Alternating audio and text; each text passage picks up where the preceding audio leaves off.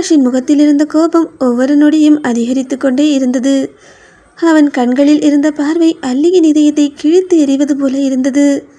அல்லியோ சுவரில் சாய்ந்து நின்றபடியே அவனையே பார்த்து கொண்டிருந்தாள். அவளுக்கு இப்போது பயமாக இருந்தது. ஆனால் அந்த பயத்தை விட அவளை அதிகமாக காயப்படுத்தியது அவன் கண்களில் இருந்த வெறுப்பு. அந்த வெறுப்பு அவளுக்காக இல்லை, அவன் நம்பிக்கொண்டிருக்கும் ஒரு பொய்யான உண்மைக்காக. ஹேய் புவனா எங்க? மீண்டும் மீண்டும் அதே கேள்வி, அதே அழுத்தம், அதே ஆக்ரோஷம். ஆகாஷ், ஆகாஷ் நான் தான் என்று அவள் பேசத் தொடங்க அடுத்த நொடியே அவன் வேக வேகமாக அவள் அருகே வந்தான். அவள் பேச முடியாதபடி அவளது தோள்களை பிடித்து உலுக்கியவன், எத்தனை தடவை கேட்கணும் என்று கர்ஜித்தான். ஏய், உன்கிட்ட தான் புவனா எங்கன்னு கேட்டேன். அல்லியின் கண்களில் கண்ணீர் பெருகியது. ஆகாஷ் நான் தான் புவனா. அந்த வார்த்தை முடியும் முன்பே அவன் அவளை அறைந்திருந்தான். பழார் என்ற அறையில் அவளது முகம் ஒரு பக்கமாக திரும்பியது. காய்ச்சலால் ஏற்கனவே பலவீனமாக இருந்த உடல் அந்த அடியை தாங்க முடியாமல் தடுமாறியது. ஆனால் அதற்குள் மீண்டும் மற்றொரு அடி அவள் கன்னத்தில் விழுந்தது, பழார் என்ற சத்தத்தோடு. அவன் கத்திய குரலில் வீடே அதிர்ந்தது. அல்லியோ அதிர்ச்சியுடன் அவனை பார்த்தாள். டாக்டரே என்று ஏதோ தன்னை அறியாமலேயே அவள் அழைத்த நொடியே அவன் முகம் இன்னும் கொடூரமாக மாறியது. அடுத்த கணமே அவன் அவளது கன்னங்களை இரு கைகளாலும் பிடித்தான். யார்டி உன்னை அப்படி கூப்பிட சொன்னது? அவன் குரல் நடுங்கியது. என்னோட பொண்டாட்டி மட்டும்தான் என்னை அப்படி கூப்பிடணும். அந்த உரிமை அவளுக்கு மட்டும்தான் இருக்கு, உனக்கு கிடையாது. அவன் பேசிய வார்த்தைகளை கேட்ட அல்லியின் கண்கள் கலங்கின. அவள் அவனை பார்த்து கொண்டே தான் இருந்தாள். ஆனால் ஆகாஷின் கவனம் இப்போது அவளிடம் இல்லை. திடீரென்று அவன் அவளை விட்டு விலகி சென்றான். தலையை பிடித்துக்கொண்டு தரையில் அமர்ந்தான். அடுத்த நொடியே அவன் முழுவதுமாக உடைந்து போனான். புவனா, புவனா. அவன் குரல் கரகரத்தது. எங்கடி போன? அவன் கண்களில் இப்போது கண்ணீர் பெருகியது.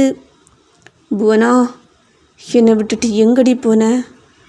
என்னோட கூடவே இருப்பேன்னு சொன்னியே, என்னை சிரிக்க வைப்பேன்னு சொன்னியே, என்னை தனியாக விடமாட்டேன்னு சொன்னியே, எல்லாம் சொல்லிட்டு இப்போ எங்கடி போன? அவன் கதறிய குரலை கேட்ட அல்லியின் இதயமோ சிதறியது. இத்தனை நாட்கள் தன்னோடு வாழ்ந்தவன், தன்னையே உயிராக நேசித்தவன், இப்போது தான் முன்னால் நிற்கும்போது கூட தன்னை அடையாளம் தெரியாமல் தன்னையே தேடி அழுகிறான். அந்த வேதனையை வார்த்தைகளால் கூட விவரிக்க முடியாது. ஆகாஷ், ஆகாஷ் என்று அவள் அழுதபடி அவன் அருகே வந்தாள்.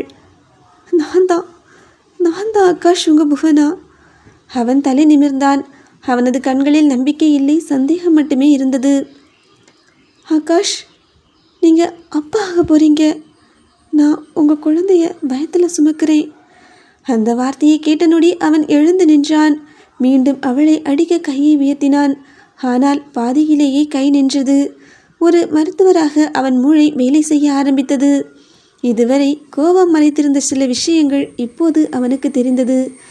முக்கியமாக அவளது முகத்தில் இருந்த அந்த சோர்வு, கண்களில் இருந்த மயக்கம். அவன் திடீரென்று அவள் அருகே வந்தான். நெல்லு என்று மட்டும் சொன்னான். அல்லியோ எதுவும் புரியாமல் நின்றாள். அவன் அவளது முகத்தை பார்த்தான், கண்களை பார்த்தான், கைகளை பார்த்தான். மேலும் ஒரு சில கேள்விகளை கேட்டான். அவள் பதில் சொன்னாள். அவன் முகத்தில் இருந்த வெளிப்பாடு மெதுமெதுவாக மாறியது. அடுத்த நொடியே அவன் சிரிக்க ஆரம்பித்தான். முதலில் மெதுவாக, பிறகு பலமாக, பிறகு பைத்தியக்காரன் போல. அல்லி பதற்றமாக அவனை பார்த்தாள். ஆகாஷ், ஆகாஷ். அவனோ சிரிப்பை நிறுத்தவே இல்லை. ஆஹா, இதுதான் விஷயமா? இப்பதான் புரியுது. அவன் கைகளை தட்டினான். சூப்பர், ரொம்ப சூப்பர், நல்லா நடிக்கிற. அல்லியின் இதயம் துடித்தது. என்ன சொல்றீங்க? அவன் அவளை நோக்கி நெருங்கினான். எவன்? அவள் குழப்பமாக பார்த்தாள். எவன் கூட ஓடிப்போன? எவன் பிள்ளைய வயிற்றுல வாங்கிட்டு வந்த? அந்த வார்த்தைகள் அல்லியை மின்னல் போல தாக்கியது. ஆகாஷ், ஆகாஷ் இல்லை, இது நம்ம குழந்தை. என்ன நம்ம குழந்தை. அவன் சிரித்தான். அந்த சிரிப்பில் காதல் இல்லை, நம்பிக்கை இல்லை, காயம் மட்டுமே இருந்தது. என்னோட குழந்தையா? இது என்னோட குழந்தைன்னு நான் நம்பணுமா? நீ அல்லி இல்லடி, என் வாழ்க்கையில் வந்த வில்லி. இப்போ தான் நான் தான் புவனான்னு சொன்னேன், அடுத்தது இது உன் குழந்தைன்னு சொல்கிற. அவன் கண்கள் சிவந்தன. என்னோட புவனா ஒன்றை மாதிரி இருக்க மாட்டா. என்னோட புவனா என்னை ஏமாற்ற மாட்டா. அல்லியின் உடம்பே நடுங்கியது. அந்த ஒரு வரி அவளை முழுவதுமாக உடைத்தது. அவள் கண்ணீரோடு தரையை பார்த்தாள். ஆனால் ஆகாஷோ நிற்கவில்லை. வருட கணக்கான கோபம் இப்போது வெளியே வந்து கொண்டிருந்தது. எனக்கும் உனக்கும் என்னடி சம்மந்தம்? எதுக்கு என் வாழ்க்கையில் வந்த? முதல்ல என் அம்மா, அப்புறம் நான், இப்போ என் பொண்டாட்டி. உனக்கு என்னடி என் மேலே அவ்வளோ வெறி? அவன் குரல் கரகரத்தது. என் அம்மாவை பிரிச்ச, என் குடும்பத்தை பிரிச்ச, என்னோட வாழ்க்கையை சதைச்ச. இப்போ என் புவனாவையும் காணாமாக்கிட்ட. அவன் அவளது முகத்திற்கு நேராக வந்து நின்றான். கேட்டுக்க, நான் அனுபவித்த ஒவ்வொரு வேதனையும் உனக்கு புரியணும். நான் எவ்வளவு காயப்பட்டிருக்கேன்னு நீ தெரிஞ்சுக்கணும். உன்னை நான் விடமாட்டேன், சும்மா விடமாட்டேன்டி. அந்த வார்த்தைகளோடு அவன் திரும்பி நின்றான். அல்லியோ சுவரில் சாய்ந்தபடி அழுது கொண்டிருந்தாள். ஏனெனில் அவள் காதலித்த மனிதன் இன்னும் அவள் முன்னால் தான் இருந்தான். ஆனால் அவனுக்குள் மீண்டும் விழித்தெழுந்திருந்தது அசுரன். அல்லியை அந்த அறைக்குள் விட்டுவிட்டு வெளியே வந்த ஆகாஷ் வீட்டின் முன்புற திண்ணையில் தனியாக அமர்ந்திருந்தான்.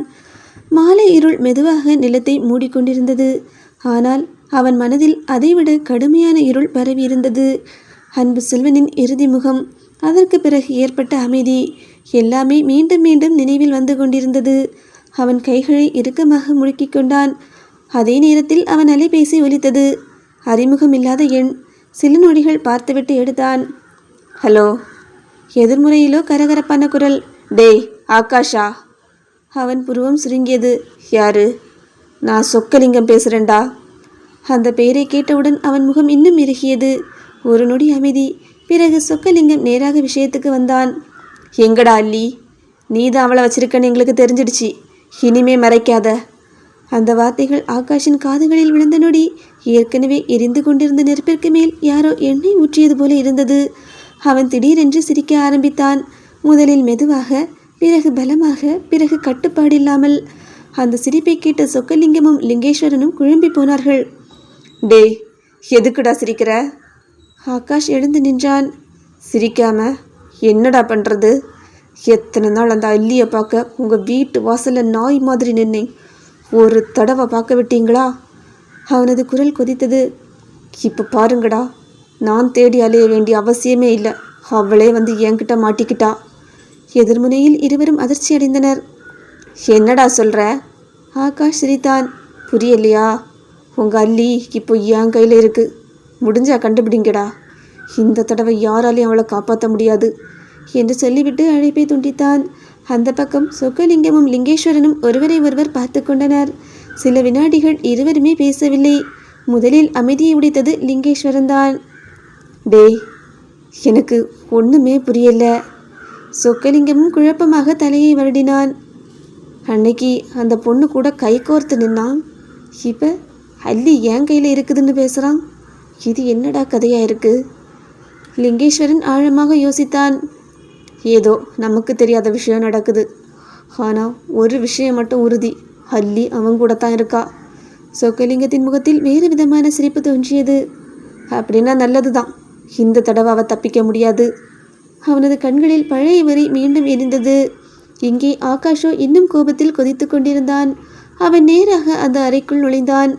அல்லி படுக்கையின் ஓரத்தில் அமர்ந்திருந்தாள். கண்கள் வீங்கி சிவந்திருந்தன. அவனை பார்த்ததும் எழுந்து நின்றாள். ஆனால் ஆகாஷோ அவளை பார்க்கவே இல்லை. அவன் மனதில் இப்போது புதிய கோபம் உருவாகி இருந்தது. சூப்பர், ரொம்ப சூப்பர். அவன் சிரித்தான். அல்லியோ புரியாமல் பார்த்தாள். என்னாச்சு? என்னாச்சா? அவன் அருகே வந்தான். நீயும் உன்னோட அந்த செட்டப்பும் ரொம்ப நல்லா நடிக்கிறீங்க. அல்லி திடுக்கிட்டாள். என்ன சொல்கிறீங்க? அன்னைக்கே பார்த்தேன், அந்த ஆள் என்கிட்ட வந்து பேசினான். அப்போ புரியலை, இப்போ எல்லாம் புரியுது. அவன் விரலை நீட்டினான். நீங்கள் எல்லாரும் சேர்ந்து பிளான் போட்டிருக்கீங்க என்ன ஏமாத்த. அல்லியின் கண்ணீர் மீண்டும் விழிந்தது. ஆகாஷ், அப்படி இல்லை. போதும் என்று அவன் மீண்டும் கத்தினான்.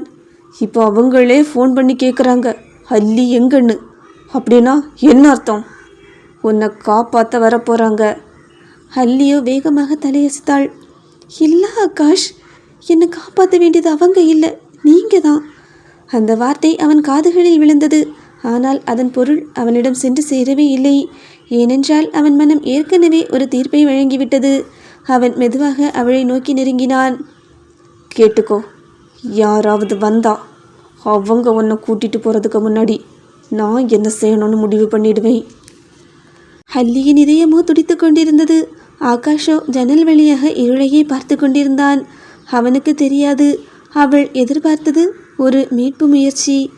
ஆனால் அவர்களை நெருங்கி வந்து கொண்டிருந்தது அவர்களின் வாழ்வையே தலைகீழாக மாற்றப்போகும் ஒரு விஷயம். அவளுக்கு ஆகாஷை கட்டுப்படுத்த வேறு வழி தெரியவில்லை. நீ ஒரு டாக்டர் தானே? கர்ப்பமாக இருக்கிற பொண்ணை இப்படி கட்டி வச்சிருக்க. உன் மனசாட்சி உன்னை இதுவும் கேட்கலையா ஆகாஷ்?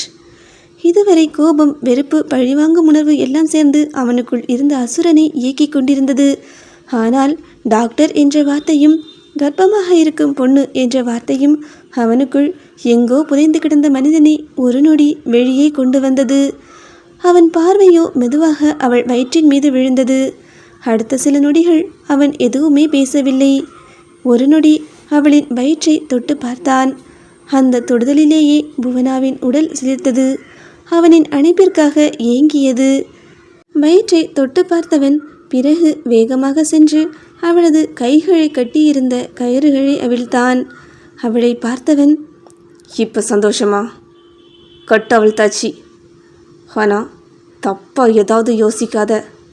நீ இந்த வீட்டை விட்டு வெளியே போகவே முடியாது.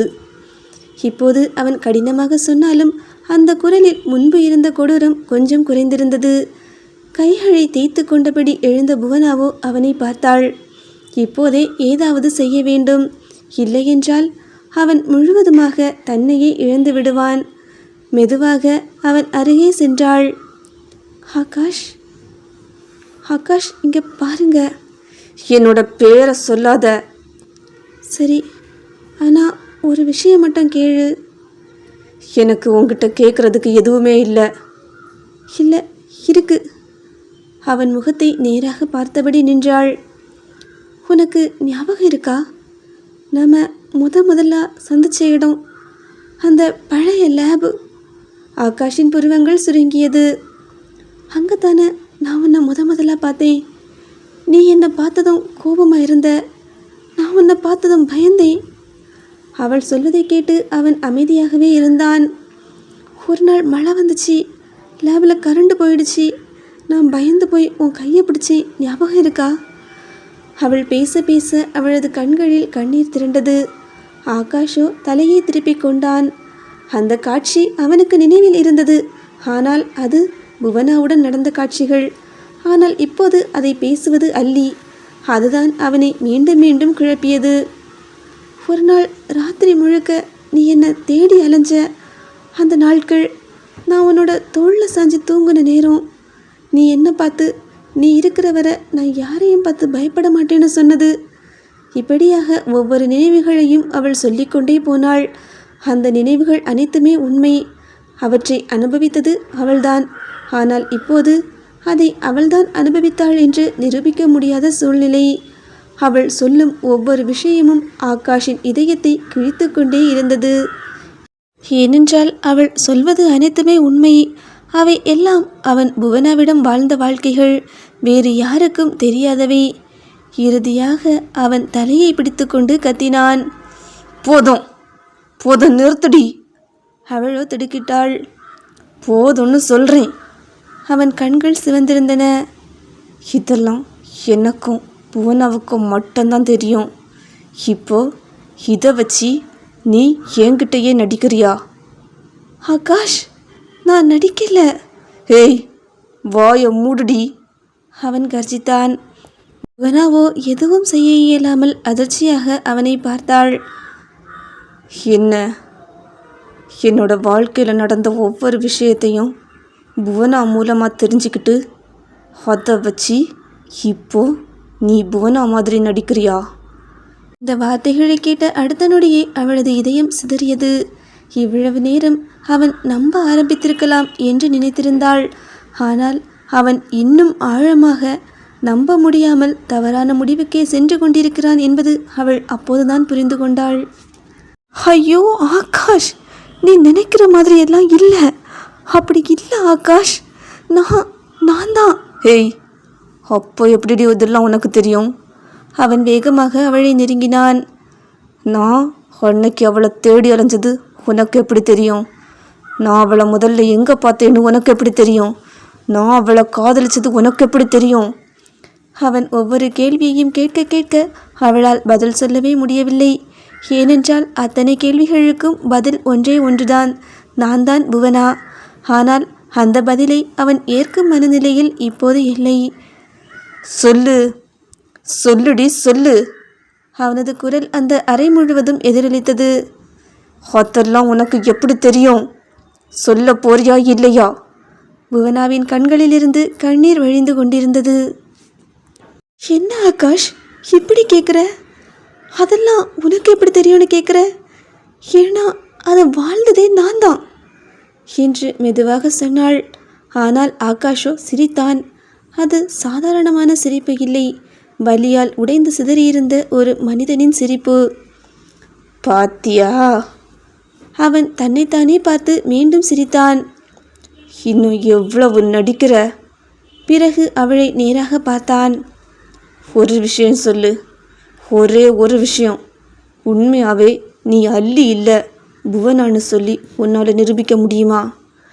அந்த கேள்வியை கேட்ட நொடி புவனாவின் உழுமே உறைந்து போனது. ஏனென்றால் அவளால் அது முடியாது. அதை நிரூபிக்க வேண்டிய மனிதரும் இப்போது உயிருடன் இல்லை. அவள் முடியாது என்று மெதுவாக தலையசைத்தாள். ஏனென்றால் அவள் முகம் அல்லியின் முகம், அவளது கடந்த காலம் அல்லியின் கடந்த காலம். புவனாவுக்கு முதல் முறையாக அவள் வாழ்க்கையில் மீண்டும் தோல்வி என்ற உணர்வு வந்தது. அவள் மெதுவாக பின்னால் நகர்ந்து சுவரில் சாய்ந்து அமர்ந்து விட்டாள். ஆகாஷோ அவளை பார்த்தபடியே நின்றான். அவனது கண்களில் இன்னும் சந்தேகம் இருந்து கொண்டே இருந்தது, இன்னும் கோபமும் இருந்தது.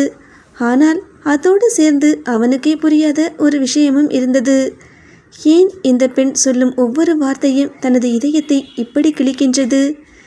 ஏன் அவளை பார்த்தாலே புவனா நினைவுக்கு வருகின்றாள்? இந்த கேள்விகள் அவன் மூளையை குடைந்து கொண்டே இருந்தது. ஆனால் அந்த கேள்விகளுக்கு பதில் தெரியாமல் இருவரும் ஒரே அறையில் நின்றனர். அந்த அறையில் உள்ள காற்று சுமக்கும் மௌனங்களில் கூட ஒருவித வலி கலந்திருந்தது. அங்கே ஒருத்தி உண்மையை நிரூபிக்க முடியாமல் தவித்தாள். மற்றொருவனோ உண்மை எதுவென்றே பார்க்க முடியாமல் தவித்து கொண்டிருந்தான்.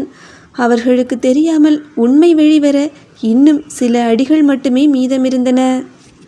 லியோ அழுது அழுது ஓய்ந்தே போய்விட்டாள். அவள் மெதுவாக ஆகாஷை பார்த்தாள். நீண்ட நாட்களுக்கு பிறகு அளவுக்கு மீறிய கோபமும் உடைந்து சிதறிய உணர்ச்சிகளும் ஒன்றாக சேர்ந்து ஆகாஷின் மனதை தாக்கியிருந்தது. புவனா சொல்லிய ஒவ்வொரு வார்த்தையும் அவனது மூளைக்குள் மோதிக்கொண்டே இருந்தது. நான் தான் புவனா, உன் குழந்தை என் வயிற்றில் வளருது. நம்மளோட முதல் சந்திப்பு, நம்ம முதலாக சந்தித்த அந்த இடம், நம்ம காதல், இவை எல்லாமே மீண்டும் மீண்டும் ஆகாஷின் காதுகளில் ரீங்காரமிட்டு கொண்டே இருந்தது. அனைத்தும் அவன் காதில் கேட்டது. ஆனால் மனம்தான் ஏற்க மறுத்தது. அல்லி என்ற முகம், புவனா என்ற பெயர், இரண்டு உண்மைகளும் அவனுக்குள் ஒன்றோடொன்று மோதி கொண்டிருந்தது. இல்லை இல்லை இல்லை, இது பொய், இது பொய் என்று தலையை பிடித்து கொண்டவன் பித்து பிடித்தவன் போல கத்தினான். பின்னோக்கி தடுமாறினான். அடுத்த நொடியே தடாரென்று தரையில் சரிந்து விழுந்தான் அவன். ஆகாஷ், ஆகாஷ்! புவனாவின் அலறல் அந்த அறை முழுவதிலும் எதிரொலித்தது. ஆகாஷை பார்த்ததும் அவள் பதறியபடி வேக வேகமாக அவன் அருகிலேயே மண்டியிட்டு அமர்ந்தாள். அவனது கண்கள் மூடியிருந்தன. அவன் உதடுகள் நடுங்கிக் கொண்டிருந்தன. மூக்கின் ஓரத்திலிருந்து மெதுவாக இரத்தம் வழிய ஆரம்பித்திருந்தது. அதை பார்த்த அந்த நொடியே புவனாவின் உயிரை உறைந்து போனது போல உணர்ந்தாள். ஆகாஷ், ஆகாஷ், என்ன பாரு ஆகாஷ், ஆகாஷ்! அவள் அவனது முகத்தை இரண்டு கைகளாலும் பிடித்து கொண்டாள். டே டே ஆகாஷ், என்னடா இது? அருகிலிருந்து தண்ணீர் குவழியை எடுத்து அவன் முகத்தில் வேகமாக தண்ணீரை தெளித்தாள். ஆனால் அவன் முகத்திலோ எந்த அசைவும் இல்லை. அவள் இதயம் பலமாக துடித்து கொண்டிருந்தது. ஆகாஷ், ஆகாஷ், எழும்புடா ஆகாஷ்! அவளது குரல் உடைந்து வெளியே வந்தது. நான் பெரிய தப்பு பண்ணிட்டேன்டா, நான் பெரிய தப்பு பண்ணிட்டேன். அவளது கண்ணீர் அவன் முகத்தில் விழுந்தது. உன்கிட்ட உண்மையை மறைச்சிருக்க கூடாதுடா ஆகாஷ். ஆகாஷ், இது இவ்வளோ தூரம் போகும்னு நான் நினைக்கலடா. உன்னை இப்படி உடஞ்சி போக வைக்கணும்னு நான் ஒரு நாளும் நினச்சதே இல்லைடா. அவள் கதறிக்கொண்டே பேசினாள். ஆகாஷ், உங்கள் அப்பா எல்லா உண்மையை சொல்லிடுவாருன்னு நம்பினேன்டா. அதுக்கப்புறம் நம்ம சந்தோஷமாக வாழ போகிறோன்னு நம்பினேன்டா. உன்னோட வெறுப்பு முடிஞ்சிடும்னு நினச்சேன்டா. நான் தப்பு கணக்கு போட்டுட்டேன்டா, நான் தப்பு கணக்கு போட்டுட்டேன். அவள் குரல் முற்றிலும் உடைந்தது. அவன் மார்பில் முகம் புதைத்து கொண்டு அழுதாள் அவள். ஆகாஷ், ஆகாஷ், ஆகாஷ், எழும்புடா ஆகாஷ்! உன் குழந்தை என்னோட பயத்தில் வளருதுடா. அவள் தனது வயிற்றின் மீது கை வைத்தாள். டே பாருடா, நீ அப்பாவாக போறடா. உலகத்துக்கே நீ ஆம்பளன்னு நிரூபிக்க போறடா. உன்னை பற்றி மற்றவங்க சொன்ன எல்லா கேவலமான வார்த்தைகளுக்கும் பதில் சொல்ல போகிற குழந்தைடா இது. பாருடா, எழும்புடா, நம்ம குழந்தைய பாருடா. ஆகாஷ், ஆகாஷ், நான் சொல்கிறதெல்லாம் உண்மைடா. ஒரே ஒரு தடவை கண்ணை திறந்து பாருடா என்று கதறினாள் புவனா. அந்த நேரத்தில்தான் வீட்டின் வெளியே ஒரு ஜீப்பின் சத்தம் கேட்டது. புவனாவோ தலை தூக்கி பார்த்தாள். அடுத்த நொடியே அவள் முகத்தில் இரத்தமே வடிந்தது. ஆம், அங்கே வீட்டு வாசலுக்கு வெளியே ஒரு ஜீப் வந்து நின்றது. அதன் கதவுகள் மெதுவாக திறந்தது. முதலில் இறங்கியது சொக்கலிங்கம். அதன் பிறகு சொக்கலிங்கத்தை தொடர்ந்து இறங்கினான் லிங்கேஸ்வரன். இருவரின் முகத்திலும் ஒரு வெற்றிக்கான சிரிப்பு மிடர்ந்து கொண்டிருந்தது. அவர்களை பார்த்த புவனாவின் உடல் முழுவதுமாக நடுங்கியது. இல்லை இல்லை, அவளது உதடுகள் தானாக முணுமுணுத்தன. இந்த கால தேடலுக்கு பிறகு தான் தேடிக்கொண்டிருந்த ஈரை தன் கையில் சிக்கிவிட்டதை நினைத்து சொக்கலிங்கமோ மிகுந்த மகிழ்ச்சியோடு மெதுவாக கைகளை தட்டியபடி உள்ளே வந்தான். அவனது முகத்தில் அப்படி ஒரு வெற்றி கழிப்பு தாண்டவமாடியது. உள்ளே வந்தவனோ தரையில் கிடந்த ஆகாஷை பார்த்தான். பிறகு மெதுவாக புவனாவை பார்த்தான். அவனது உதடுகளில் ஒரு கொடூரமான புன்னகை மலர்ந்தது. என்ன அல்லி, இத்தனை நாள் ஓடி பிடிச்சி விளையாடின விளையாட்டு இப்போ முடிஞ்சிடுச்சா என்று ஆணவமாக சிரித்தான் சொக்கலிங்கம். புவனாவோ ஆகாஷின் முன்னால் நின்றாள். கிட்ட வராத என்று எச்சரித்தாள். சொக்கலிங்கமோ இன்னும் வேகமாக சிரித்தான். அடடா, இன்னும் பழைய திமிரு குறையல போல இருக்கே. பிறகு லிங்கேஸ்வரனை திரும்பி பார்த்தான். டேய், தூக்குடா அவளை நம்ம கோட்டைக்கு என்று ஒரு வார்த்தை மட்டும்தான் சொன்னான். அந்த வார்த்தையை கேட்டதும் புவனாவின் பார்வை நேராக லிங்கேஸ்வரனை நோக்கி சென்றது. அவள் கண்களில் இருந்த காயம், கோபம், ஏமாற்றம் அனைத்தும் சேர்ந்து லிங்கேஸ்வரனை நேராக தாக்கியது. டேய் டேய், நீ எல்லாம் ஒரு மாமாவாடா. ஒன்றை போய் மாமான்னு நம்பினனே. எங்கள் அம்மா செத்ததுக்கப்புறம் கூட நீ எங்களுக்காக இருப்பேன்னு நம்பினனே.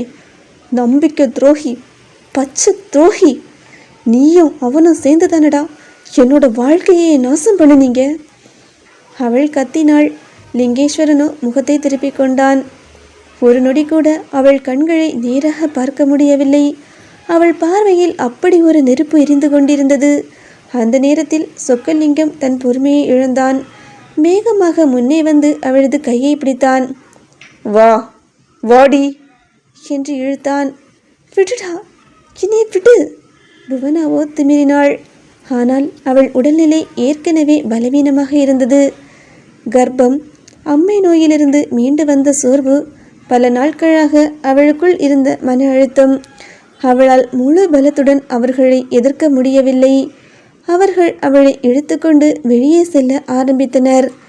அந்த நொடியில் புவனாவின் பார்வை மீண்டும் கீழே மயங்கி விழுந்து கிடந்த ஆகாஷின் மீது விழுந்தது. ஆகாஷ், ஆகாஷ் பாருடா, இங்க பாருடா, ஆகாஷ் எழும்புடா, ஆகாஷ், ஆகாஷ் என்னை விட்டுட்டு போகாதடா, என்ன என்ன விட்டுறாதடா ஆகாஷ். அவளது குரல் உடைந்து கொண்டே இருந்தது. எப்படியாவது ஆகாஷை காப்பாற்றிவிட வேண்டும். ஆனால் இவர்களின் கைகளில் சிக்கிக்கொண்ட அல்லியால் எதுவும் செய்ய முடியவில்லை. அப்போது அவளின் பார்வை வீட்டின் ஓரத்தில் இருந்த ஒரு பெரிய தண்ணீர் குடத்தின் மீது விழுந்தது. கண்களை மூடினாள். ஒரே நொடி, ஒரே முடிவு. அவர்கள் கவனிக்காத நேரத்தில் தனது காலால் அந்த குடத்தை பலமாக உதைத்தாள் அவள். சடார் என்ற சத்தத்துடன் அந்த குடம் கீழே கவிழ்ந்தது. முழு தண்ணீரும் தரையில் பரவியது. குடம் உருண்டு சென்று சுவரில் மோதி பெரிய சத்தத்தை எழுப்பியது. புவனாவின் மனதில் ஒரே ஒரு எண்ணம் மட்டும்தான் இப்போது ஓடிக்கொண்டே இருந்தது. ஆகாஷ் கண் திறக்கணும், ஆகாஷ் என்னை தேடி வரணும். அந்த நம்பிக்கையை மட்டும் அவள் பற்றி கொண்டாள். கண்ணீர் வழிந்த முகத்தோடு ஆகாஷ் என்று மீண்டும் ஒருமுறை அழைத்தபடி அவர்கள் இழுத்து செல்லும் திசையிலேயே அவள் நகர்ந்தாள். அவர்கள் அல்லியை இழுத்து கொண்டு போய்விட்டார்கள். புவனா கடைசி நொடியில் தனது காலால் தட்டிவிட்ட அந்த மண்குடம் தரையில் உருண்டு விழுந்தது. அதிலிருந்து கொட்டிய தண்ணீர் வீடு முழுவதும் பரவி மெதுவாக மயங்கி கிடந்த ஆகாஷின் உடலை நினைத்து கொண்டிருந்தது. அவள் இழுத்து செல்லப்படும் போது கூட அவளது கண்கள் ஆகாஷை விட்டு விலகவில்லை. ஆகாஷ் எழும்புடா என்று கத்திக்கொண்டேதான் சென்றாள். ஆனால் அந்த குரல் அவன் காதுகளில் விழவே இல்லை. சொக்கலிங்கமும் லிங்கேஸ்வரனும் அவளை ஜீப்பில் ஏற்றிக்கொண்டு மறைந்து விட்டார்கள். எவ்வளவு நேரம் கடந்தது என்றே தெரியவில்லை. இப்போதுதான் ஆகாஷின் விரல்கள் லேசாக அசைந்தன. குளிர்ந்த தண்ணீர் முகத்தில் பட்டதால் புருவங்கள் சுருங்கின. மெதுவாக கண்களை திறந்தான். தலைக்குள் யாரோ இரும்பு கம்பியால் குத்துவது போல ஒரு வலி. உடல் முழுவதும் சோர்வு. ஒரு கையால் தலையை பிடித்தபடி எழுந்து அமர்ந்தான். சுற்றிலும் பார்த்தான். வீடு அமைதியாக இருந்தது. ஆனால் ஏதோ சரியில்லை. ஏதோ மிக முக்கியமான ஒன்று நடந்தது போல. தனது தலையை பிடித்துக்கொண்டு கண்களை இறுக்கமாக மூடினான். நினைவுகளை திரட்ட முயன்றான். அன்பு செல்வனின் முகம், மருத்துவமனை, அல்லி, புவனா என்று அவர் உயிர் போகும் முன் சொன்ன வார்த்தைகள். அதன் பிறகு வீட்டில் பார்த்த முகம். அது புவனா இல்லை, அல்லி. நிச்சயமாக அல்லிதான். அந்த முகத்தை மட்டும் அவனால் மறக்கவே முடியாது. அடுத்த நொடி அவன் கண்கள் பெரிதாக விரிந்தன. புவனா என்று மெதுவாக முணுமுணுத்தான். உடனே எழுந்து நின்றான். புவனா என்று சத்தமாக அழைத்தான். பதில் இல்லை. சமையலறை, படுக்கையறை, வீட்டின் பின்புறம் என அனைத்து இடங்களிலும் தேடினான். எங்கும் இல்லை. அவன் மூச்சு வேகமாகியது. மீண்டும் மீண்டும் நடந்ததை நினைக்க முயன்றான். துண்டு துண்டாக சில காட்சிகள் மட்டுமே ஞாபகம் வந்தன. அல்லியின் முகம். அவள் ஏதேதோ கதறி அழுதது. தான் கோபமாக கத்தியது. அதற்கு பிறகு வெறுமை, முழு இருள். ச்ச என்று தலையில் அடித்து கொண்டான் அவன். அப்போதுதான் அவனது மூளையில் ஒரு எண்ணம் மின்னல் போல பாய்ந்தது. அந்த நாள் ஹோட்டலில் பார்த்த சொக்கலிங்கம் மற்றும் லிங்கேஸ்வரன் இவர்களின் முகங்கள். ஆம், அவர்கள் அல்லியை தேடிக்கொண்டிருந்தார்கள். அப்படியென்றால் அவங்க தான் இங்கே வந்திருக்கணும். அந்த அல்லியை என்கிட்ட இருந்து காப்பாற்றி கூட்டிகிட்டு போயிருக்கணும் என்று பற்களை கடித்தான் அவன். ஒரு நொடி அமைதியாக நின்றவன் திடீரென்று சிரித்தான். அது சாதாரண சிரிப்பு இல்லை, வெறியோடு கலந்திருந்த சிரிப்பு. மறுபடியும் என் கையிலிருந்து தப்பிச்சிட்டியா என்று முணுமுணுத்தான் அவன். அவன் மனதில் இப்போது ஒரே ஒரு நம்பிக்கை மட்டும்தான். அல்லிதான் எல்லா பிரச்சனைகளுக்கும் காரணம். அவளால் தான் அவனது தந்தை இறந்தார். அவளால் தான் புவனா காணாமல் போயிருக்கின்றாள். அவளால் தான் அவனது வாழ்க்கை மீண்டும் சிதறுகின்றது. அந்த எண்ணங்கள் அவனது கோபத்தை இன்னும் பெரிதாக்கியது. வேகமாக சுவரில் தொங்கியிருந்த புவனாவின் துப்பட்டாவை எடுத்தான். அதை இரு கைகளிலும் பிடித்து பார்த்தான். அந்த துணியில் இன்னும் அவளது வாசனை இருந்தது. அவனது கண்கள் லேசாக கலங்கியது. புவனா என்று மெதுவாக அழைத்தான். எங்கடி போன? என்னை விட்டுட்டு போகமாட்டேன்னு சொன்னியே. நான் உன்னை கண்டுபிடிக்கிறேன், கண்டிப்பாக கண்டுபிடிக்கிறேன். அவனது குரல் உடைந்து போனது. சில நொடிகள் அப்படியே நின்றவன் திடீரென்று தலையை நிமிர்த்தினான். அந்த கலங்கிய கண்களில் இப்போது காதல் இல்லை, கண்ணீர் இல்லை, ஒரு ஆபத்தான வெறி மட்டுமே இருந்தது. அல்லி, நீ எங்கே ஓடினாலும் இந்த தடவை நான் உன்னை விட மாட்டேன். என்னோட புவனா எனக்கு வேணும். அவள் எங்கே இருக்கான்னு எனக்கு தெரிஞ்சாகணும். உன்னால் என் வாழ்க்கையில் நடந்த ஒவ்வொரு விஷயத்துக்கும் நான் பதில் சொல்ல வைக்கிறேன் என்று பற்களை கடித்தவாறு உருமினான் அவன். அடுத்த நொடியே வேகமாக வெளியே வந்தான். காரின் கதவை திறந்து உள்ளே அமர்ந்தான். என்ஜின் சத்தமாக உருமியது. ஸ்டியரிங்கை இறுக்கமாக பிடித்து கொண்ட அவனது விரல்கள் வெண்மையாக மாறியது. அவனது மனதில் இருந்தது இப்போது ஒரே ஒரு இடம். அது அல்லிபுரம், அல்லியின் ஊர். நான் வரேன்டி, நான் வரேன் என்று பற்களை கடித்தபடி சொன்னான் அவன். அடுத்த நொடி கார் புயலை போல சாலையில் பாய்ந்தது. அவன் அறியவில்லை, அவன் அல்லியை தேடி அல்லிபுரம் சென்று கொண்டிருக்கவில்லை. தனது வாழ்க்கையை தலைகீழாக மாற்றப்போகும் மிக பெரிய உண்மையை நோக்கித்தான் சென்று கொண்டிருக்கிறான் என்று. அல்லிபுரத்தின் எல்லையிலிருந்த அந்த பழைய தோட்ட பங்களா இரவு நேரத்தில் இன்னும் பயங்கரமாக தோன்றியது. வெளியில் காற்று வீசும் சத்தம், ஜன்னல் கதவுகள் லேசாக அடிக்கும் ஓசை, சுற்றிலும் யாருமில்லாத அமைதி. அந்த அமைதியின் நடுவில் அறைக்குள் தனியாக அமர்ந்திருந்தாள் அல்லி. உடல் இன்னும் முழுவதுமாக தேரவில்லை. அவளது மனதோ அதைவிட மோசமாக இருந்தது. ஆகாஷின் முகம் மட்டுமே திரும்ப திரும்ப அவள் நினைவுகளுக்கு வந்தது. கடைசியாக பார்த்தபோது அவன் தரையில் மயங்கி கிடந்தான். ஆகாஷ் என்று மெதுவாக உதடுகள் முணுமுணுத்தன. அதே நேரத்தில் கதவு திறக்கும் சத்தம் கேட்டது. உள்ளே வந்தான் சொக்கலிங்கம். அவனது முகத்திலோ ஒரு விசித்திரமான வெற்றி உணர்வு இருந்தது. பல வருடங்களாக தேடிய ஒன்றை கைகளில் பிடித்து விட்டவன் போல. என்ன அல்லி, இத்தனை நாள் ஓடி ஓடி ஒழிஞ்சி கடைசியில் எங்கே வந்திருக்கன்னு தெரியுதா என்று நாற்காலியை இழுத்து அவள் எதிரே அமர்ந்தான். அல்லியோ பதில் சொல்லவில்லை. அவளது அமைதியே அவனுக்கு இன்னும் எரிச்சலாக இருந்தது. நான் உன்னை தேடி எவ்வளோ வளைஞ்சேன் தெரியுமா? ஊர் ஆளுங்க அனுப்புனேன், போஸ்டர் ஓட்டுனேன், பணம் செலவு பண்ணேன். ஆனால் நீ எல்லாரையும் ஏமாற்றிட்டு சுதந்திரமாக வாழ்ந்திருக்க. அல்லி மெதுவாக நிமிர்ந்து பார்த்தாள். அதுக்காக இப்போ என்ன? நீ நினைச்சது எப்பவுமே நடக்காது. உன்னால் என்னோட நிழலை கூட நெருங்க முடியாது. அந்த வார்த்தைகள் சொக்கலிங்கத்தின் முகத்தை இறுக்கியது. அவன் எழுந்து ஜன்னல் பக்கம் சென்றான். நீ இன்னும் புரிஞ்சிக்கல அல்லி. இப்போ உன்னோட விதி என் கையில் இருக்கு. அல்லி சிரித்தாள். மிக சிறிய சிரிப்பு, ஆனால் அது சொக்கலிங்கத்தை கோபப்படுத்த போதுமானதாக இருந்தது. எதுக்குடி சிரிக்கிற? ஒன்றை பார்த்து தான் சிரிக்கிறேன். பெரிய வீரன் மாதிரி டைலாக் பேசுகிற, ஆனால் இன்னும் என்னை கட்டி போட்டு தான் வச்சிருக்க. அந்த ஒரு வரி அவனது அகம்பாவத்தை குத்தியது. சில நொடிகள் அமைதி நிலவியது. பிறகு சொக்கலிங்கம் அவளை நோக்கி விரல் நீட்டினான். ஒரு விஷயம் நல்லா கேளு. நான் இத்தனை வருஷம் உன்னை தேடினது சொத்துக்காக மட்டும் இல்லை, உன்னோட அழகை அடையிறதுக்காக. மெதுவாக அவள் அவனை பார்த்தாள். என்ன வேணும் உனக்கு? அந்த கேள்வியை கேட்டதும் அவன் சிரித்தான். இப்போ தான் சரியான கேள்வி. எனக்கு என்ன வேணும்னு உனக்கு தெரியாதா? சில நொடிகள் அமைதியாக இருந்தவன் நேராக சொன்னான். இன்னைக்கு ராத்திரி மட்டும் உனக்கு டைம். விடிஞ்சா நம்ம கல்யாணம். அல்லியின் முகம் இறுகியது. சொக்கலிங்கம் தொடர்ந்து பேசினான். இத்தனை வருஷம் காத்திருந்தேன், இனி காத்திருக்க மாட்டேன். நாளைக்கே உன் கழுத்தில் நான் தாலி கட்டுவேன். அதுக்கப்புறம் நீ ஏன் பொண்டாட்டி? அல்லியின் கைகள் தன்னிச்சையாக முறுக்கி கொண்டன. ஆனால் அவள் பயத்தை வெளிக்காட்டவில்லை. டேய், அது ஒரு நாள் நடக்காதுடா என்று அமைதியாக சொன்னாள். நடக்கும், கண்டிப்பாக நடக்கும். இந்த தடவை உன்னை காப்பாற்ற யாரும் வரமாட்டாங்க என்று சொக்கலிங்கம் உறுதியாக கூறினான். சொக்கலிங்கம், கல்யாணம் பண்ணிக்கணும்னா முதல்ல ஒரு பொண்ணோட மனசை ஜெயிக்கணும். இப்படி கட்டி போட்டு தாலி கட்டுறதுக்கு பேர் கல்யாணமே இல்லை. அவனது முகமோ கடினமானது. ஏய், நீ என்ன வேணாலும் சொல்லிக்க. நாளைக்கு இதே நேரத்தில் நீ என்னோட பொண்டாட்டி. அல்லியோ கசப்பாக சிரித்தாள். மனதிற்குள் ஆகாஷை நினைத்து கொண்டாள். ஒரே ஒரு தடவை என்னை நம்பியிருக்கலாமே டாக்டர் என்று உடைந்த குரலில் முணுமுணுத்தாள். அவளது கை மெதுவாக வயிற்றின் மீது சென்றது. அங்கே வளரும் உயிரை உணர்ந்தவள் கண்களை மூடிக்கொண்டாள். என்னடி, யாராவது வந்து உன்னை காப்பாற்றுவாங்கன்னு கனவு காணாத. உனக்கும் எனக்கும் முடிக்கப்பட வேண்டிய கணக்கு ஏற்கனவே இருக்கு.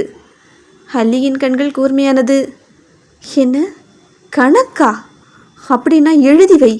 அந்த கணக்கை முடிக்க வர்றவன் ஆகாஷ், என்னோட புருஷன். அவன் முடிக்க வேண்டிய பெரிய கணக்கு கூட ஒன்று பாக்கி இருக்குது. சொக்கலிங்கமோ சிரித்தான். அவன் வந்தாலும் ஒன்று அவன் காப்பாற்ற மாட்டான். அவனோட அம்மா போன இடத்துக்கே அவனையும் சேர்த்து அனுப்பி வச்சிடலாம். அந்த ஒரு வார்த்தை அல்லியின் இதயத்தை குத்தியது. ஆனால் வெளியில் காட்டவில்லை. ஏனென்றால் அவளுக்கு தெரியும், ஆகாஷ் உண்மை தெரிந்தால் இவர்களை சும்மா விடமாட்டான் என்று. ஆகாஷ் வருவான் என்று முழுமையாக நம்பினாள். ஆனால் அந்த நம்பிக்கை மட்டும்தான் இன்னும் உயிரோடு இருந்தது. அதே நேரத்தில் வெளியே இருந்து ஓடி வந்தான் லிங்கேஸ்வரன். டே பிரச்சனைடா. சொக்கலிங்கமோ திரும்பி பார்த்தான். என்ன? ஆகாஷ் அள்ளிப்புறத்துக்கு வந்துட்டானாம். அந்த செய்தியை கேட்ட நொடியே அறைக்குள் இருந்த காற்றே மாறியது. சொக்கலிங்கத்தின் முகத்தில் இருந்த சிரிப்பு மெதுவாக மறைந்தது. அல்லியின் இதயம் மட்டும் வேகமாக துடிக்க ஆரம்பித்தது. ஆகாஷ் வருகிறான். ஆனால் அவன் காப்பாற்ற வருகிறானா அல்லது பழிவாங்க வருகிறானா? ஆகாஷ் வருவான். ஆனால் அவன் காதலனாக வருவானா அல்லது அசுரனாக வருவானா என்பதுதான் அந்த இரவின் மிகப்பெரிய கேள்வியாக இருந்தது. பொழுது மெதுவாக புலர ஆரம்பித்தது. இரவு முழுவதும் விழித்திருந்ததால் அல்லியின் கண்கள் எரிந்தன. உடல் இன்னும் பலவீனமாகத்தான் இருந்தது. காய்ச்சலின் தாக்கம் அவளை முற்றிலும் சோர்வடைய செய்திருந்தது. ஆனால் அந்த சோர்வை விட பெரிதாக அவளுக்குள் ஒரு உணர்வு இருந்தது. தன் தாலியை காக்க வேண்டும், தன் குழந்தையை காக்க வேண்டும், தன் காதலை காக்க வேண்டும். அதற்காக உயிரை போனாலும் பரவாயில்லை என்ற உறுதி அவளது இரத்தத்தோடு கலந்திருந்தது. மெதுவாக கண்களை மூடியவள் ஆழமாக மூச்சை இழுத்தாள். பிறகு தனது உடலில் மீதமிருந்த மொத்த பலத்தையும் திரட்டி கைகளில் கட்டப்பட்டிருந்த கயிற்றை அழுத்தமாக இழுத்தாள். பல முறை முயன்ற பிறகு கட்டு கொஞ்சம் தளர்ந்தது. மீண்டும் மீண்டும் முயற்சி செய்தாள். இறுதியில் கயிறு முழுவதுமாக அவிழ்ந்து கீழே விழுந்தது. அல்லியின் கண்களில் ஒரு மின்னல் தோன்றியது. உடனே எழுந்து நின்றவள் அறையை சுற்றி பார்த்தாள். ஒவ்வொரு மூலையையும் கவனமாக நோட்டமிட்டாள் அவள். சுவரோரம் சில பழைய சிலம்ப கம்புகள் சாய்த்து வைக்கப்பட்டிருந்தன. அங்கேயே ஒரு மூலையில் சில வாள்கள் தொங்கிக் கொண்டிருந்தன. அவளது விழிகள் அந்த இடத்தை ஒரு பெரிய ஆராய்ச்சியை செய்து முடித்தது. அறையின் அமைப்பு, கதவின் தூரம், ஜன்னலின் உயரம் எல்லாவற்றையும் கண்களாலேயே கணக்கிட்டாள் அவள். அந்த நொடியிலிருந்து அவள் புவனா இல்லை, அல்லிபுரத்து ஜமீன் வாரிசு அல்லி ராணி. தலை குனிந்து வாழ கற்றுக்கொள்ளாத ஒரு பெண், தோற்றாலும் போராட கற்றுக்கொண்ட பெண். மெதுவாக ஒரு சிலம்பக்கம்பை கையில் எடுத்தாள் அவள். அதே நேரத்தில் கதவு திறக்கும் சத்தம் கேட்டது. சுதாரித்து கொண்டவளோ வேகமாக நாற்காலியில் சென்று அமர்ந்து கொண்டாள். வாசலில் லிங்கேஸ்வரன் நின்றிருந்தான். அவனருகே சில அடியாட்கள்.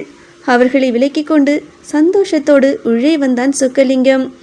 அவன் கையில் மஞ்சள் கயிற்றோடு தாலி மின்னியது. அதை பார்த்த நொடியே அல்லியின் முகம் கடினமானது. சொக்கலிங்கமோ வெற்றியோடு அவளை நெருங்கி சிரித்தான். முடிஞ்சிடுச்சு அல்லி, இன்னைக்கு எல்லாத்துக்கும் முடிவு என்று கூறிக்கொண்டே ஒவ்வொரு அடியாக எடுத்து வைத்து அவளை நோக்கி நடந்தான். அல்லியோ அவனை நேருக்கு நேராக பார்த்தாள். ஹேய், இங்கே பாரு சொக்கலிங்கம், நான் ஏற்கனவே வேற ஒருத்தனோட மனைவி. உன்னோட இந்த கேவலமான எண்ணத்தை இதோட விட்டுடு. இது என்னோட கடைசி எச்சரிக்கை. அவளது குரலில் இருந்த உறுதி ஒரு நொடி அவனை நிறுத்தியது. ஆனால் அடுத்த கணமே அவன் கேலியாக சிரித்தான். ஏய், நீ என்னடி எச்சரிக்கிறது? ஒழுங்கா இந்த தாலியை கட்டிக்க. எனக்கு வேண்டியது கிடைக்க போகுது. இன்னைக்கு உனக்கு தப்பிக்க வழியே இல்லை. நான் உன்னை அடைய போகிறேன் என்று கூறியவாறு அவன் மேலும் ஒரு அடி முன்னேறினான். அந்த நொடி வரை அமைதியாக நின்றிருந்த அல்லியின் கண்களில் திடீரென்று தீப்பொறி பறந்தது. ஒரே பாய்ச்சலில் பின்னால் சாய்ந்தவள் சுவரோரம் இருந்த சிலம்ப கம்பை மின்னல் வேகத்தில் கையில் எடுத்தாள். அடுத்த நொடியில் சுழன்றது அந்த கம்பு.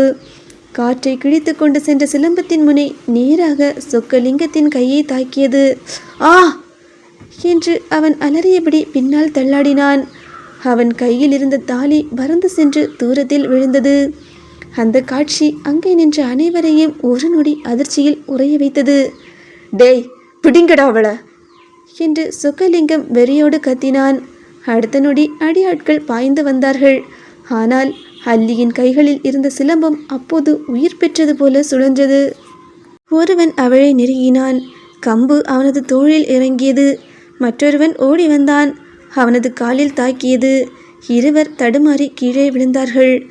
மயக்கம் அல்லியின் கண்களை சுற்றியது. அவளது உடல் நடுங்கியது.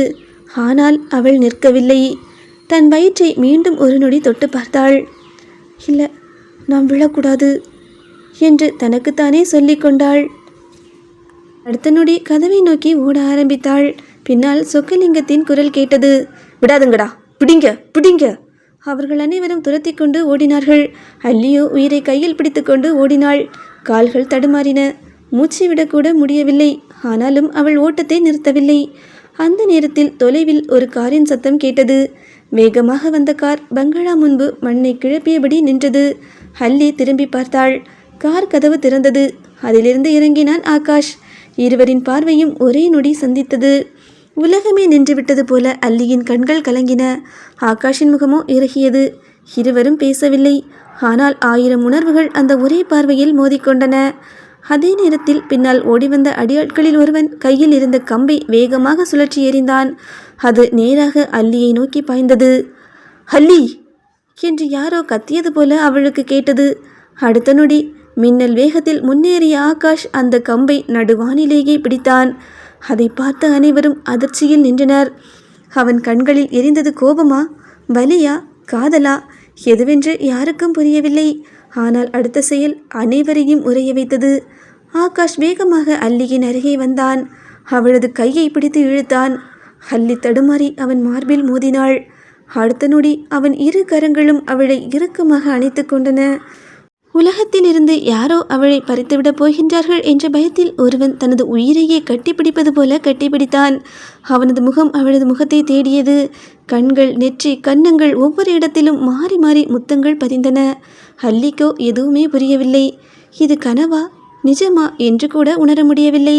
பிறகு நடுக்கம் கலந்த குரலில் ஆகாஷின் உதடுகள் திறந்தன. அல்லி, ஐ லவ் யூ. அந்த 3 வார்த்தைகள் அவளது இதயத்தை நொறுக்கியும் மீண்டும் உயிர்ப்பித்தும் விட்டன. அல்லியின் விழிகள் பெரிதாக விரிந்தன. அவன் முகத்தை நம்ப முடியாமல் பார்த்தாள். உதடுகள் ஏதோ சொல்ல துடித்தன. ஆனால் வார்த்தைகள் வரவில்லை. கடந்த நாட்களின் வலி, பயம், ஏக்கம் அனைத்தும் ஒன்றாக வெடித்தது.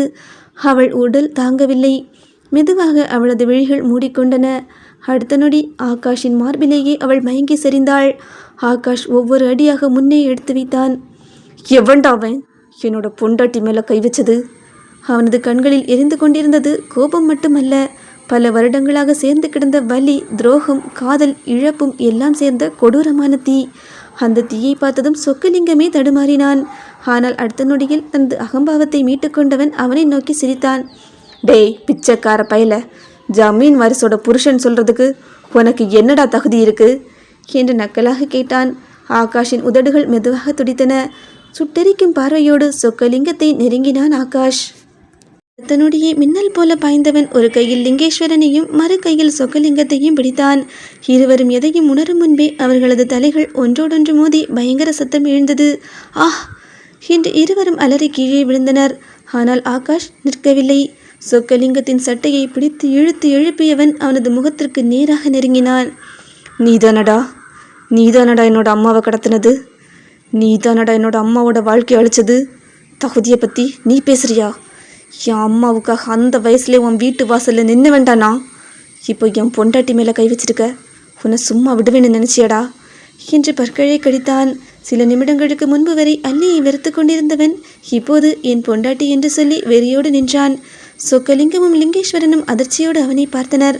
அவர்களுக்கு ஒன்றுமே புரியவில்லை. அந்த குழப்பத்திற்கு பதில் தெரிந்து கொள்ளும் அளவிற்கு நேரமும் கிடைக்கவில்லை. ஏனென்றால் அடுத்த நொடியே வெளியே சத்தம் கேட்டது. பல போலீஸ் வாகனங்கள் தோட்டத்தை சுற்றி நின்றன.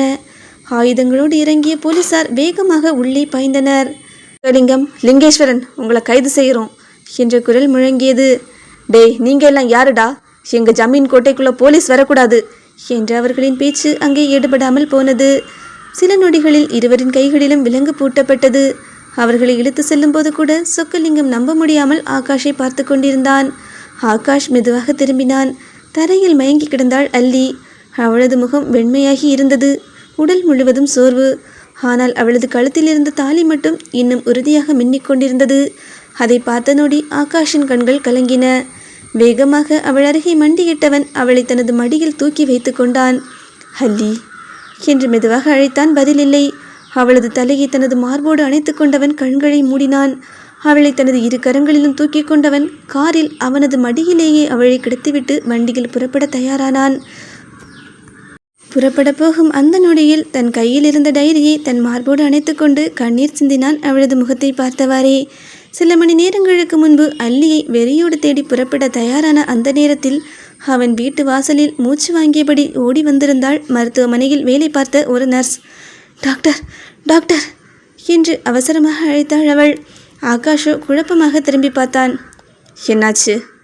இந்த இந்த டைரியை உங்கள் அப்பா உங்ககிட்ட தர சொல்லி என்கிட்ட கொடுத்துருந்தாரு. ஆனால் என் அம்மாவுக்கு திடீர்னு உடம்பு சரியில்லாமல் போனதுனால ஊருக்கு போயிட்டேன். திரும்பி வந்தப்போ தான் உங்கள் அப்பா இறந்துட்டாருன்னு தெரிஞ்சது. இந்த டைரியில் ஒரு பெரிய உண்மை இருக்குது. கண்டிப்பாக ஆகாஷ் படிக்கணும்னு சொன்னார். என்னை மன்னிச்சிடுங்க டாக்டர், உங்ககிட்ட இதை சீக்கிரம் தர முடியாமல் போயிடுச்சு என்று டைரியை அவனிடம் நீட்டினாள் அவள். அந்த நொடியில் கூட ஆகாஷுக்கு அதில் பெரிதாக ஆர்வமில்லை. அவனது எண்ணம் முழுவதும் அல்லியை பழி தீர்க்க வேண்டும் என்பதில்தான் இருந்தது. ஆனால் அன்பு செல்வனின் கடைசி நினைவாக அதை திறந்தான் அவன். முதல் பக்கம், 2ஆம் பக்கம், 3ஆம் பக்கம், ஒவ்வொரு வரியும் படிக்க படிக்க அவனது உலகமே தலைகீழாக மாற ஆரம்பித்தது. அல்லி, புவனா இருவரும் ஒரே பெண்.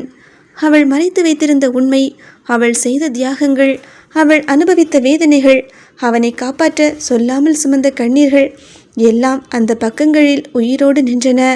கடைசி பக்கத்தை படித்தபோது அவனது கைகள் நடுங்கின.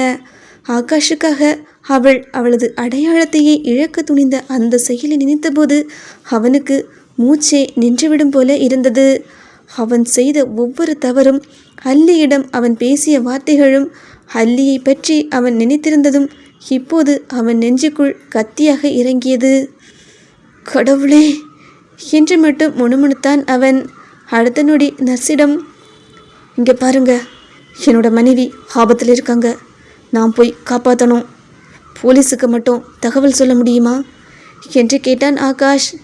நீங்கள் போங்க டாக்டர், மீதியை நாங்கள் பார்த்துக்கிறோம் என்று அவள் உறுதியோடு சொன்னாள். அதன் பிறகுதான் அவன் புயல் வேகத்தில் அல்லிபுரத்தை நோக்கி புறப்பட்டிருந்தான். 2 நாட்கள் கழித்து மருத்துவமனை அறை முழுவதும் அன்று அமைதியாக இருந்தது. மெதுவாக கண்களை திறந்தாள் அல்லி. சில நொடிகள் எங்கே இருக்கிறோம் என்பதே அவளுக்கு புரியவில்லை.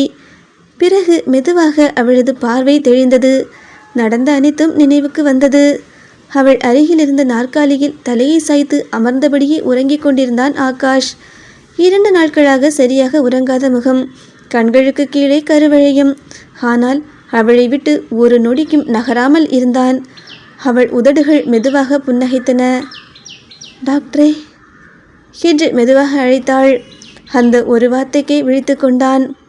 அல்லி என்று பதறி எழுந்து அவள் அருகே வந்தான்.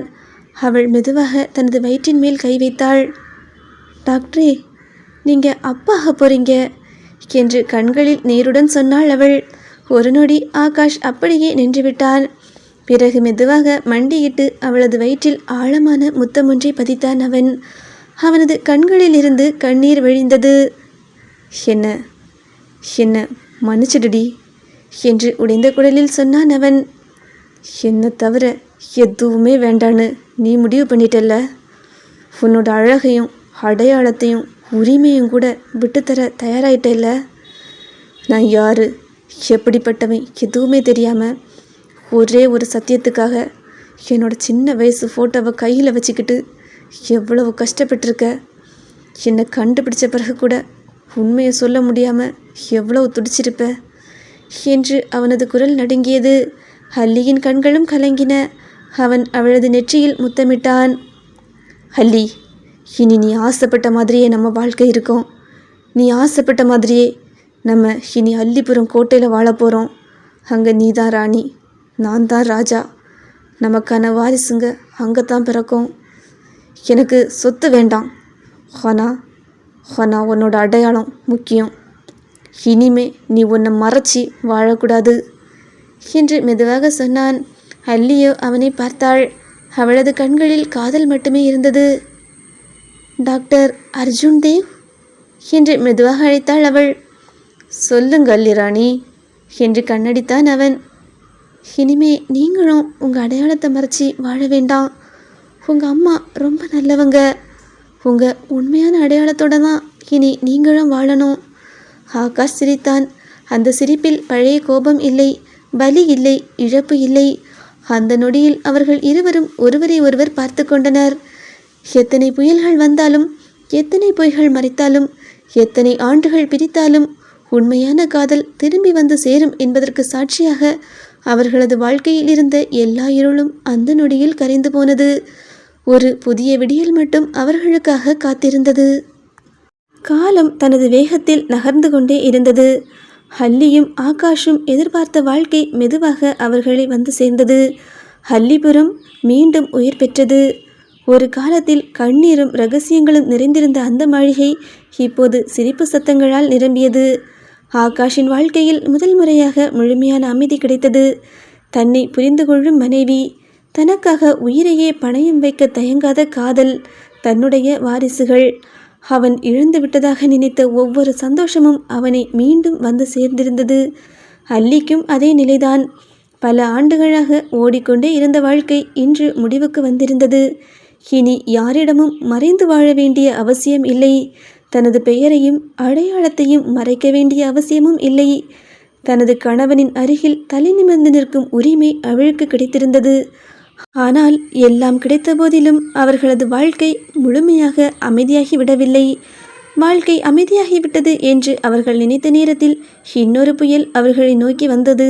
அந்த புயலின் பெயர்தான் கலாவதி. பல ஆண்டுகளாக தீராமல் இருந்த அந்த சட்டபூர்வமான உறவு மீண்டும் அவர்களது வாழ்க்கையின் கதவை தட்டியது.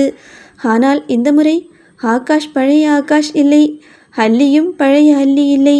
இருவரும் ஒன்றாக நின்றார்கள். நீதிமன்றத்தின் முன்னின்று தங்கள் வாழ்க்கையில் நடந்த அனைத்தையும் வெளிப்படையாக எடுத்துரைத்தார்கள். கலாவதி செய்த தவறுகள், அவளது செயல்களால் ஏற்பட்ட பாதிப்புகள், ஆகாஷின் மனநிலை எப்படி சிதைந்தது, அந்த சூழ்நிலைகளால் எத்தனை பேரின் வாழ்க்கை பாதிக்கப்பட்டது என்பதை ஆதாரங்களோடும் உண்மைகளோடும் விளக்கினார்கள். வழக்கு பல கட்ட விசாரணைகளை கடந்தது. இறுதியில் நீதிமன்றமும் தனது தீர்ப்பை வழங்கியது. கலாவதியின் செயல்கள் தவறானவை என்று குறிப்பிட்ட நீதிபதி சட்டப்படி தேவையான அபராத தொகையை விதித்தார். அதன் பின்னர் பல ஆண்டுகளாக பெயருக்கு மட்டுமே இருந்த அந்த திருமண உறவை முற்றிலும் முடிவுக்கு கொண்டு வந்து ஆகாஷுக்கும் கலாவதிக்கும் சட்டபூர்வமான விவாகரத்தை வழங்கினார் நீதிபதி. ஆகாஷின் வாழ்க்கையில் பல வருடங்களாக நிழலாக பின்தொடர்ந்த பிரச்சனையும் அன்றோடு நிறைவடைந்தது. அல்லியும் கலாவதியும் அன்று நேருக்கு நேர் சந்தித்து கொண்டார்கள். எந்த பெண்ணை அவள் கேவலப்படுத்தினாளோ, எந்த பெண்ணை அவள் அசிங்கம் என்று சொன்னாளோ, இன்று அந்த பெண் தேவதை போல ஆகாஷின் அருகே நின்று கொண்டிருந்தாள். உங்களுக்கு ஞாபகம் இருக்குதா கலாவதி? இவரால் ஒரு பொண்ணுக்கு சந்தோஷம் கொடுக்க முடியாது, குழந்தை கொடுக்க முடியாதுன்னு எவ்வளவு ஈஸியாக அத்தனை பேர் முன்னாடி சொன்னீங்க. நீங்கள் அவரை விட்டுட்டு போனப்போ அவர்கிட்ட என்ன இல்லைன்னு மட்டும் பார்த்தீங்க. நான் அவரை காதலிச்சப்ப அவர்கிட்ட என்ன இருக்குதுன்னு பார்த்தேன். அதுதான் நமக்குள்ளே இருக்கிற வித்தியாசம். நீங்கள் அவருக்கு இல்லைன்னு சொன்ன எல்லாத்தையும் காலம் அவருக்கு கொடுத்துடுச்சு. சில நேரம் வாழ்க்கை நமக்கு தண்டனை கொடுக்காது கலாவதி, நாம் இழந்தது என்னன்னு மட்டும் நமக்கு காட்டும் என்று சொல்லியவள் ஆகாஷுடன் கைகோர்த்து வெளியே வந்தாள். நீதிமன்றத்தை விட்டு வெளியே வந்தபோது ஆகாஷ் சில நொடிகள் அமைதியாக வானத்தை பார்த்தான். அவன் கண்களில் கண்ணீர் இல்லை, கோபம் இல்லை, வலியும் இல்லை. ஒரு நீண்ட பயணத்திற்கு பிறகு கிடைக்கும் அமைதி மட்டுமே இருந்தது. அவன் அருகே நின்றிருந்த அல்லியோ மெதுவாக அவனது கரங்களை பற்றி கொண்டாள். அவன் திரும்பி பார்த்தான். அவனது முகத்தில் புன்னகை இருந்தது. அதே புன்னகை, அவன் முதலில் காதலித்த புன்னகை, அவன் வாழ்க்கையை காப்பாற்றிய புன்னகை. மெதுவாக அவளது நெற்றியில் முத்தமிட்டவன் முதல் முறையாக சொன்னான், நீ ரொம்ப அழகாக இருக்கடி, வானத்திலிருந்து இறங்கி வந்த தேவதை போல இருக்க. அவளோ வெட்கத்தில் அவன் மார்பில் முகம் புதைத்து கொண்டாள். ஆகாஷ் அவளது 2 கன்னங்களிலும் மாறி மாறி முத்தமழை பொழிந்து கொண்டிருக்க அவர்களது குழந்தைகள் ஓடி வந்து அவர்களின் கைகளை பற்றி கொண்டனர். அம்மாவுக்கு மட்டும்தான் உம்மா கொடுப்பீங்களா, எங்களுக்கு இல்லையா என்று கேட்க ஆகாஷ் ஒரு கையால் மகனை தூக்கி கொண்டான். அல்லியோ மற்றொரு கையால் மகளை அணைத்து கொண்டாள். அந்த மாலை நேர சூரிய ஒளியில் ஒரு குடும்பம் முழுமையாக நின்றது. மகனையும் மகளையும் தங்கள் அருகில் அமர வைத்திருந்த ஆகாஷும் அல்லியும் சில நொடிகள் ஒருவரை ஒருவர் பார்த்து கொண்டனர். வருடங்கள் உருண்டோடியது, காலங்கள் மாறிக்கொண்டே இருந்தது. ஆனால் அவர்களின் காதல் துளி கூட மாறவில்லை. அன்று அல்லிபுரம் முழுவதும் விழாக்கோலம் பூண்டிருந்தது. அவர்களது மகன் ஆதவை ஜமீன் வாரிசாக அறிவிக்கும் நாள் அது. ஆதவ் விழா மேடையில் நிற்க அருகிலேயே அவனது தங்கை அஞ்சுவும் நின்று கொண்டிருந்தாள். அர்ஜுன் தேவ் அங்கு பேச ஆரம்பித்தான். வாழ்க்கையில் உங்களை ஏமாத்துறவங்களையும் சந்திப்பீங்க, உங்களை வெறுக்கிறவங்களையும் சந்திப்பீங்க. ஆனால் அதை விட ஆபத்தானது உண்மை தெரியாமல், உண்மையை விசாரிக்காமல் நீங்களே ஒருத்தங்க தப்பாக புரிஞ்சுக்கிறது தான். அல்லியோ அவனது கருத்தை பிடித்து கொண்டு புன்னகைத்தாள். அதே மாதிரி உண்மையான அன்புங்கிறது ஒருத்தர் மாற்ற முயற்சி பண்ணுறதில்ல. அவரோட காயங்களையும் குறைகளையும் கடந்த காலத்தையும் சேர்த்து ஏற்றுக்கொள்கிறது தான் உண்மையான அன்பு. பிறகு இருவரும் தங்கள் குழந்தைகளை பார்த்து ஒரே குரலில் சொன்னார்கள், உண்மையை மறைக்காதுங்க. ஒரு சின்ன உண்மையை தானே மறைக்கிறோன்னு நாம் நினைப்போம். ஆனால் அந்த சின்ன பொய் கூட நம்ம வாழ்க்கையே தலைகீழாக மாற்றிடலாம். அதனால் நம்ம உண்மையாக நேசிக்கிறவங்க கிட்ட எப்போவுமே உண்மையாகவே இருங்க. எந்த சூழ்நிலையிலையும் யாருக்கிட்டையும் தேவையில்லாமல் கோபப்படாதுங்க. கோபம் ஒரு நொடி தான். ஆனால் அந்த கோபத்தில் செய்கிற தவறுகள் நம்மளை வாழ்க்கை முழுக்க துரத்திக்கிட்டே இருக்கும். அதனால் கோபத்தை கட்டுப்படுத்த கற்றுக்கோங்க. இல்லை அது நம்ம வாழ்க்கையே கட்டுப்படுத்த ஆரம்பிச்சிடும். ஒருத்தங்க உங்கள் மேலே நம்பிக்கை வச்சா எந்த சூழ்நிலையிலையும் அந்த நம்பிக்கையை உடைக்காதுங்க. முக்கியமாக யாரையும் அவங்களோட தோற்றத்தை வச்சு மதிப்பிடாதுங்க. ஏன்னா அழகு மாறலாம், அதிகாரம் மாறலாம், காலம் மாறலாம், ஆனால் உண்மையான அன்பு மட்டும் எப்போவுமே மாறாது. ஹாய் ஃப்ரெண்ட்ஸ், எப்படியோ ஒரு வழியாக நம்மளோட அல்லி ராணியும் அசுரதேவனும் கதை முடிஞ்சிடுச்சு. இந்த பயணத்தில் என் கூட ட்ராவல் பண்ண உங்கள் எல்லாருக்குமே ரொம்ப ரொம்ப ரொம்ப தேங்க்ஸ். இந்த கதை வெறுமனே ஒரு ஆன்டி ஹீரோ அல்லது ஒரு காதலை பற்றின கதை மட்டும் இல்லை, ஒரு உண்மையை மறைக்கிறதுனால வரக்கூடிய வலியை பற்றினது. அதாவது கோபம் மனுஷனை எவ்வளோ தூரம் மாற்றும், அதே நேரத்தில் ஒரு உண்மையான காதல் ஒரு மனுஷனை மீண்டும் எப்படி உயிரோடு கொண்டு வரும், அதை பற்றினது தான் இந்த கதை. இந்த கதையோட நாயகர்களான அல்லியும் ஆகாஷும் எந்த அளவுக்கு உங்கள் மனசில் இடம் பிடிச்சிருக்காங்கன்னு சொல்லுங்கள். இந்த ஸ்டோரி முடிஞ்ச பிறகு நீங்கள் அவங்கள மிஸ் பண்ணுறீங்களான்னு மறக்காமல் சொல்லுங்கள். அது மட்டும் இல்லை, இந்த கதையை பற்றின உங்களோட கருத்துக்களை, இந்த கதையின் மூலமாக உங்களுக்கு கிடைச்ச கருத்துக்களை மறக்காமல் கமெண்டில் என் கூட ஷேர் பண்ணிக்கோங்க. இந்த ஸ்டோரி உங்களுக்கு பிடிச்சிருந்தோன்னா லைக் பண்ணுங்கள். ஸ்டோரியை கேட்ட ஒவ்வொருத்தரும் இந்த ஸ்டோரி பற்றின உங்களோட கருத்துக்களை கமெண்டில் மறக்காமல் சொல்லுங்கள். கதையோட ஆரம்பத்தில் இருந்து ஒவ்வொரு எபிசோடும் எனக்கு கமெண்ட் பண்ணி என்கரேஜ் பண்ணி அடுத்த எபிசோடு எப்போன்னு கேட்டு எனக்கு அப்படி ஒரு ஆர்வத்தை கொடுத்த உங்கள் எல்லாருக்குமே ரொம்ப ரொம்ப ரொம்ப தேங்க்ஸ். அடுத்த கதையான அனல் மேலே பனித்துளி அப்படிங்கிற தொடர்கதை மூலமாக உங்களை மறுபடியும் சீக்கிரமே சந்திக்கிறேன்.